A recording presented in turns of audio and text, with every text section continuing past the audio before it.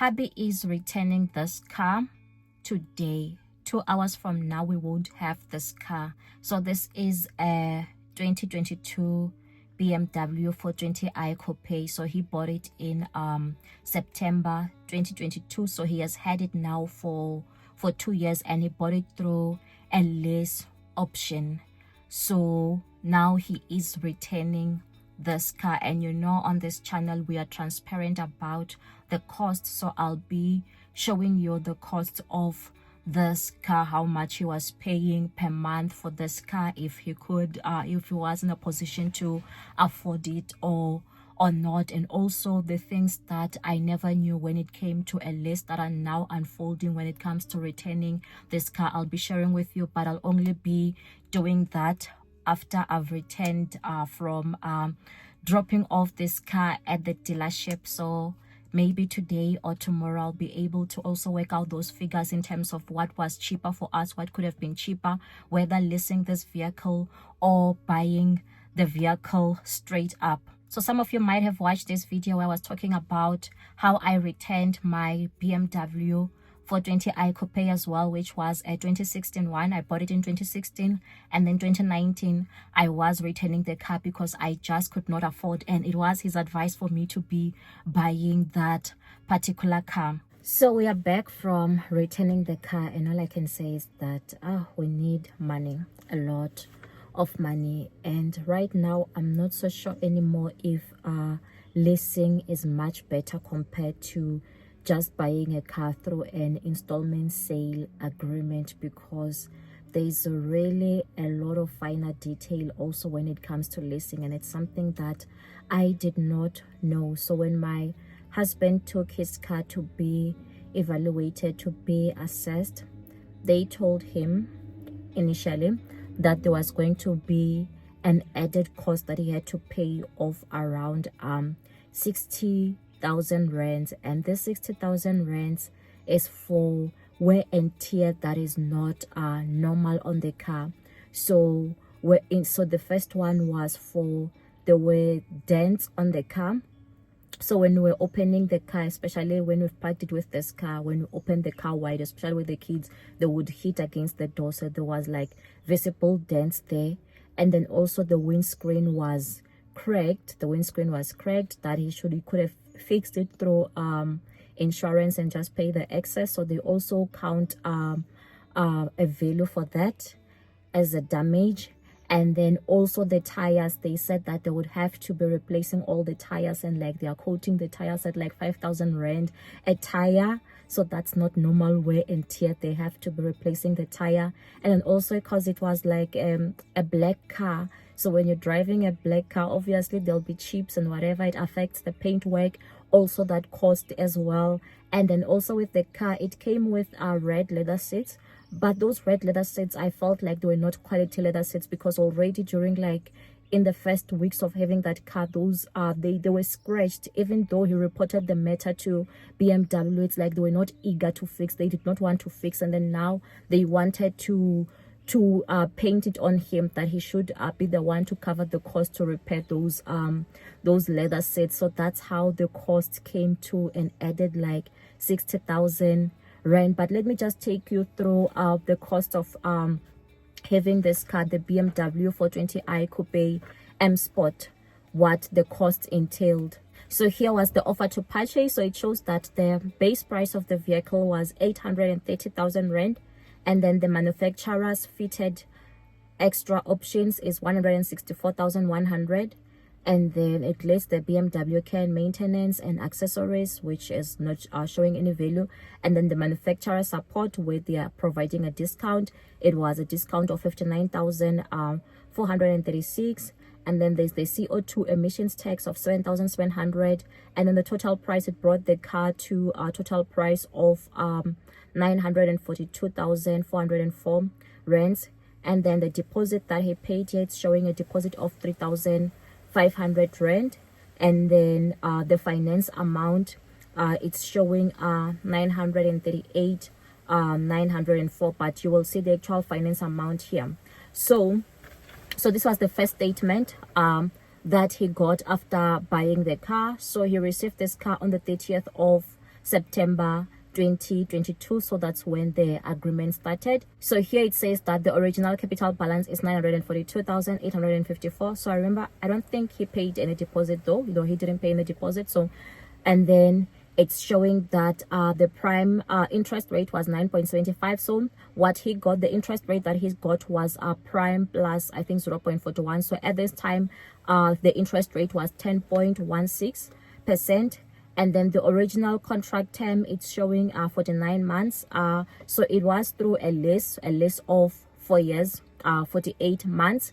And then here it says balloon payment, but it's not necessarily balloon payment. So it's the guaranteed residual value. So if you have taken up a lease, it's a guaranteed residual value, which is 462,000 rand.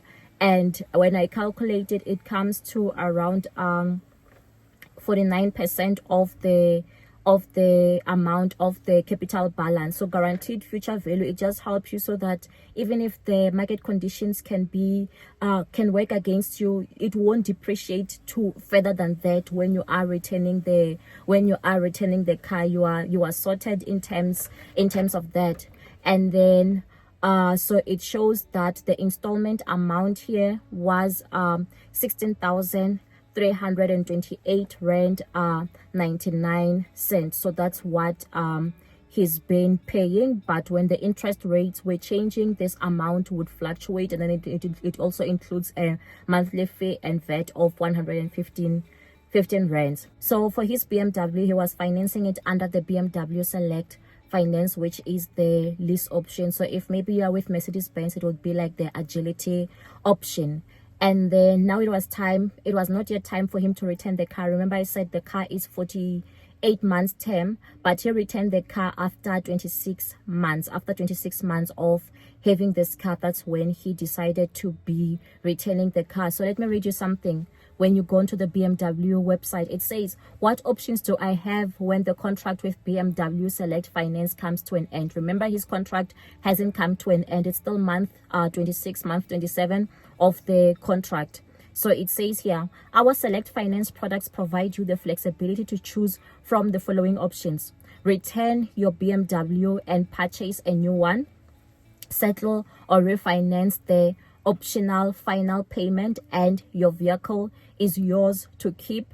Return your BMW, and if it's within your agreed mileage and in good condition, you'll have nothing more to pay. So but now when he took his car to be evaluated, it was measured against this.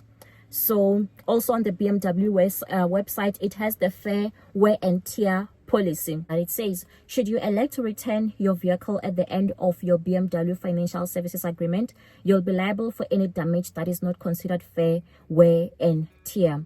This includes the reasonable cost of restoring the vehicle to good working order and condition as determined by an appraiser. So here, if there's any bodywork damage, like any dent in the bodywork of the vehicle, any paintwork damage, which includes any scratch or where the paint surface is broken and requires paint to be applied, a color mismatch between panels, and any changes to the original vehicle color since its delivery to the customer. And then 3, its engine and transmission, any part or parts that may be missing or damaged. And then 4, its components and parts, any parts that were fitted or standard equipment which may be missing, damaged, or inoperative. 5, mechanical, electrical, or hydraulic components, any defects, the mechanical, electrical, or hydraulic systems. And then 6, the windscreen glass, damage, cracks, or chips in the glass that occur within the driver's line of sight and would result in the vehicle failing a roadworthy test. And then number 7, it's headlights and tail lights, cracks in the glass of the lights or lights which are damaged or inoperative. And then tires. 8 is tires and rims. Each tire of the vehicle shall have at least 2 millimeters of tread overall. Any tires which fail to meet this requirement must be replaced. All of the tires must be the same type and meet the specifications set out in the owner's handbook. Rims must be in the same condition as originally supplied, with no dents or damaged. And then number 9, factory fitted accessories. And then an owner will be liable for the absence of any of these items. 10, repair any damage to the vehicle which is not satisfactorily repaired. And then 11, any other items that require repairs to return the vehicle to roadworthy condition. And then also, in addition, if you don't have these items that are listed here, you'll have to also be liable for them. So it's the spare key, service booklet, owner's manual, standard toolkit, and the mobility kit. So you can see that when it comes to returning the car, there's not really that much peace of mind, because you can be charged for all those additional things when it comes to returning the car. So I'll be showing you how much the difference would have been if you had opted for traditional financing. So, but why did you opt for the lease route? So the lease route, it's much more flexible. It comes with flexibility if you know that you'll always be wanting to change the cars every maybe 3-4 years. But the disadvantage is that you can't make changes to the car, you can't modify the car. Also, it comes with mileage restrictions. So his mileage was around 96,000, the mileage that they gave him over the 48 months. So when he was returning the car, now the mileage was around 64,000. So he was still within the 96,000. And also, they say that leasing is much cheaper, because with leasing, you are paying for the right to use and not right to own. So you're not really paying towards reducing your principal payments. So leasing should be cheaper, but because the term is much shorter, and also it's dependent on your needs in terms of the mileage, it makes it to cost a bit more. So if you are choosing 3 years, and then the amount that you're going to pay to lease the car over 3 years will be much higher compared to if you had chosen maybe to lease over 4 years. So, but if you do the calculations in terms of which one is better, to lease or to buy the traditional way, then you will see that in terms of the installment that you are paying for leasing, especially because the period of buying through a normal installment sale agreement is like this days, it's 72 months. It's no longer like 5 years, it's 72 months. So it makes your installment to be much lesser. So let me just show you the calculations. So let's say that we were going to be buying the car traditionally, and then the number of payments that we're going to have to make is 72, or the period approved is 72 months, and then interest rate is the same, which is the 10.16%, and then it would, and then our residual value, obviously now our residual value can't be 50%, because now it's going to be at the end of 7 years. There's no way that the car would still have retained 50% of its value at the end of 6 years, I mean. So it means that we can make our residual value maybe to be 40%. So that would make our balloon payment to be around 376,800.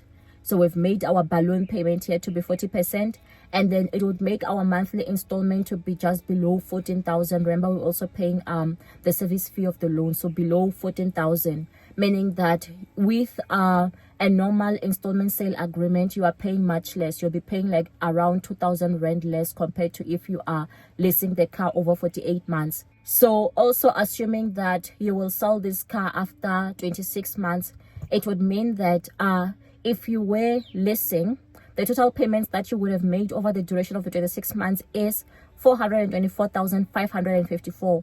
But if you had bought the car, the total number of payments that you would have made is 359,762, meaning that there is a saving of over 60,000 rand. But also, one thing to notice that with the lease, they were saying that the amount that is owing to the bank now after the 26 months was 723,000. So the settlement is 723,000, versus if you had bought the traditional way, your settlement amount would come to 800,000, because at the end of 26 months, now your outstanding balance, it comes to 770,000. But also remember that there's penalty fees for settling early, so it would take it to 800,000, your settlement amount. But currently the market value of this car goes for around 730,000. So this is what it's currently selling for. So but if you were now to be selling this particular car, I doubt you'd be able to sell it for 730,000 yourself, because people can't really arrange finance for themselves, so they wouldn't be willing to pay 730 cash towards you. Obviously you wouldn't be able to sell it for this market value of 730,000, because whoever you're going to sell to, the dealership, they'll also want to make their own profit, and they'll also tell you the same story about the tires. They'll have to be replacing the tires, have to be doing the body work, they'll have to do all these things on the car. So maybe they might not really have much appetite to take it at above like 600,000 rand. And if they take it for 600,000 rand, it means that you're still going to have a shortfall of 200,000 rand, because this car is owing 800,000 with the bank. So also it shows that even if you are financing it the traditional way, you are going to have a shortfall. So with the list, they were saying that the amount that's owing to the bank is 723,000 rand, and they are willing to take the car for 690,000 rand. They are willing to take the car for 690,000 rand. But what happened in our case is that the reason the car was being returned, it was because he wanted to upgrade the car to a more performance car. That's why. So they made the deal in such a way that everything nails out, and they gave discounts so that there's no shortfall on this particular lease arrangement. So but what I would advise people is that always have a way to make more money, especially if you are going to go with a lease option, because it's difficult now. It can be difficult to have a car after the 4 years, because when you do return the car and want to purchase another car, they still have to do a credit assessment. And if you are not really making sufficient income during that time, or you can't really afford it, might mean that you run the risk of not having any car at all.